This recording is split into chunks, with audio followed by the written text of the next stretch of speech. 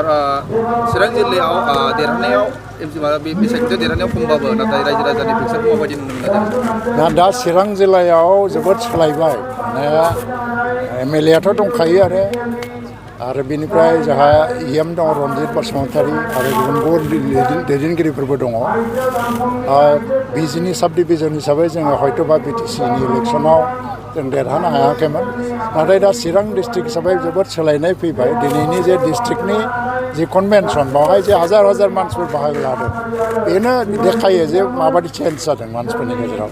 थांनाय आराय बोसोराव जोंनि इउ.पि.पि.एल बिजेपि आरो जिएसपिनि मोनसे जे एलायन्सनि सरकार बे खामानि मावनायाव हयतोबा रायजो राजाफ्रा मोनसे फोथायनाय नुनो मोन्दों।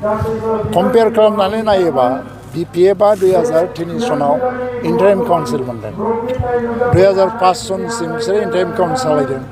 5निफ्राय 10सिम बिसोरो इलेक्टेड काउन्सिल हिसाबै सालायदों। थारमाने 7 बोसोर बिसोरो बे 7 बोसोराव बिसोरनि खामानि मावनायखौ नायोबा मथा मथि बियो माने 10% 12% नुनो मोनो। ओमफ्राय बे समाव बिसोरो ग्राउन्डआव खामानि मावनो हायाखै, खुनु डेलिभारि होनो हायाखै बिसोरो। आरो दिनै आराय बोसोराव जोंखौ खामानि मावाखै होननायनि खुनु जुक्तियानो गैया, खारन लामाथ' बानायबाय आरो दा फाउन्डेसनफ्रा जेरैहाय दा गोबां माखासे इन्सटिटिउटफोरनि फाउन्डेसन, तामुलपुर मेडिकेल कलेज बेफोरो इसेबां गोरलै बाथ्रा नङा। क'क्राझार मेडिकेल कलेजखौ बिसोर गायसनदोंमोनबाबो स्टार्ट खालामनो हायाखैमोन आरो जेनेबा केन्सार जि इउनिट दङ बे जायाखैमोन, बे जाबाय दा। बेजों लोगोसे दिनैहाय बिदिनो बड'फा जि सेन्टार अफ एक्सेलेन्स दा बेफोरबो जागासिनो दङ। दा नैबे दा एक्स ग्रेसियानि जि बड'लेण्ड मुभमेन्टआव थैलांनाय बावहाय जेनेबा मोनसे स्क्रुटिनियाव प्रसेसआव माखासे जिनिसफ्रा थालांनायनि थाखाय लेट जागासिनो दं। बावैनो जों हयतोबा गासै 200निबो बारा मानसिफोरनो एक्स ग्रेसियाखौ जों होनो हागोन। सेलारिनि समस्या बेबो जोबलांगासिनो दं। थ' देग्लाय बिटिसि बा बिटिआर हिसाबै जिखिनि बाजेट मोन्दों बेबो थांनाय बोसोरनिख्रुइ एसे बारायनानै हरनाय जादों आरो सेन्ट्रेल पेकेजथ' दंखायोआनो। दा गासैखौ लाजोबनानै बे 2003 समनिफ्राय दानि जोंनि बे इउ.पि.पि.एलनि गभर्नमेन्टआ खामानि मावनायनि बोसोर, खामानि मावनाया प्रेक्टिकेलि मानसिफ्रा मोनदांसिगोन बेवहाय जे गोबां लामा, गोबां माने अडिट'रियाम बेफोरखौ बानायगासिनो दङ। दा बिपिएफ दोलोनिफ्राय दासान्दि माबा सान्थिनि आनजाद सुरनाय जागासिनो दङ। आं बेखौ एसे गोमोदों जे समाव सान्थिया ओरैनो दं, बेवहाय भायलेन्स गैला, मानसि बुथारनाय जाला, न' सावनाय जाला, जाथि गथ' दांगा जाला।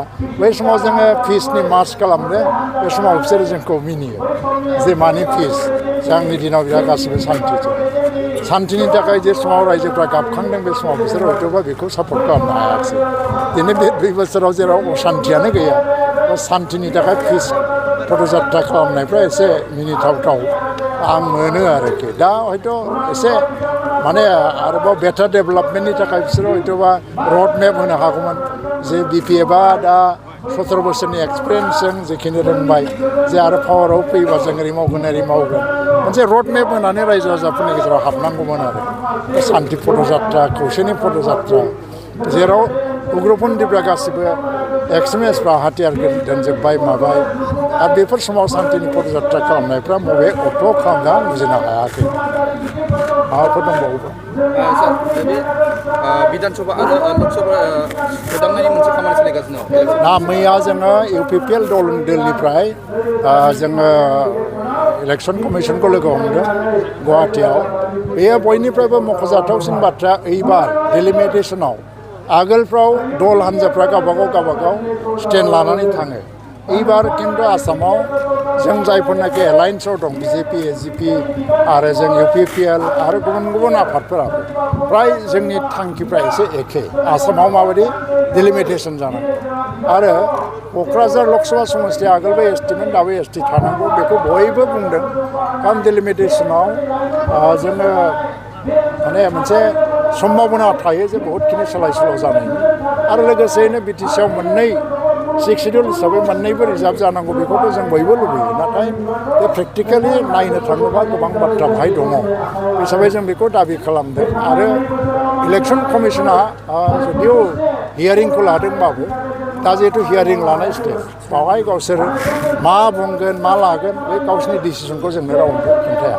दा बे मोजाङैनो थांगोन जोंनि अधिकारा खुनु जायगायाव गोमानाय नङा इभेन रिजार्भेसना बबेबा जायगायाव ट्राइबेल रिजार्भेसना मोनफा मोननै बारायनोबो हागौ आरो लकसभायाव हयथ'बा बारायनाय नङा खिन्थु जोंनि बिटिसिआव 6 सिडिउल हिसाबै क'क्राझार लकसभानि रिजार्भ स्टेटासखौ खुनु प्रकारे बोखांनो मोना होननानै जोङो मोनसे दाबि होदों आरो बेखौ आसामनि गासैबो पार्टिफ्रानो होदों फ्राय मोनफा मोननै हान्जानि अनगायै थ' बाहाय जागोन होननानै जोङो मिजिंथिनो हायो बड'फानि जोनोम सानखौ फरायसा हिसाबै आसामाव फोसावसिगोन बेबो मोनसे एचिभमेन्ट जे दिनै स्टेट गभर्नमेन्टआ रिकगनिसन होदों बड'फानि स्ट्रागोल बर'फ्रा एबा ट्राइबेल मानसिफ्रा दिनै अल इन्डिया लेभेलावनो बड'फानि स्ट्रागोलखौ मोनसे new renaissance and resurgence of the tribal force माने हिथु बर'फानि आन्दलननिफ्रायनो जागायफिनदों होननानै बुंनो नागिरो दा नेसन वाइड माने मार्जिनेलाइज आरो डाउन टुडेन जातिफ्रा बेखौ रिकगनिसन होदों दिनैनि दिनाव आसाम गभर्नमेन्टआ बेखौ रिकगनिसन होनानै सनमान होनानै जोनोम सानखौ फालिनो ओंखारदों